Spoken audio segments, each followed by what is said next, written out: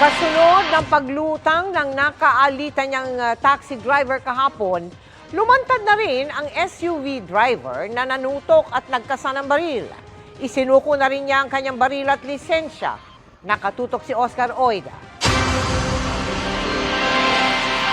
Halos di maaninag ang mukha ng humarap sa media kanina, ang negosyanteng si Marlon Malabute.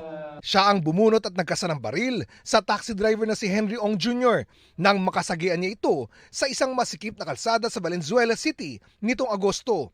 Lumutang si Malabute matapos siyang tukuyin ng pulisya sa insidente. Nagsadya si Malabute kanina sa tanggapan ni Mayor Wes Gatchalian para isuko ang kanyang baril na ang lisensya una nang kinansela ng Firearms and Explosives Office. Nung nalaman ko pong na-revoke na po yung aking firearms, kusa ko po kung sinurrender kay Mayor.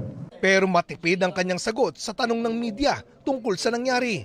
Pasensya na po, di ko po masasagutan yung katanungan. Sa korte na lang po.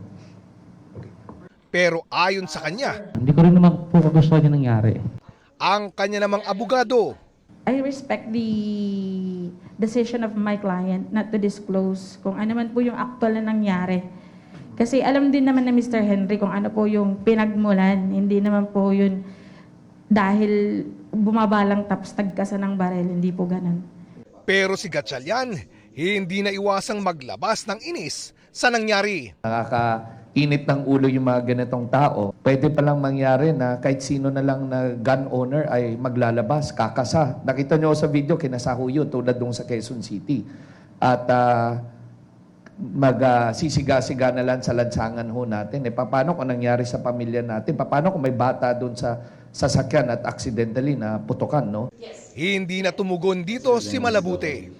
Para sa GMA Integrated News, Oscar Oida, nakatutok 24 oras. Mga kapuso, kasama niyo kami 24 oras. Mag-subscribe sa GMA Integrated News sa YouTube. Sa mga kapuso abroad, bisitahin ang GMA Pinoy TV at www.gmanews.tv.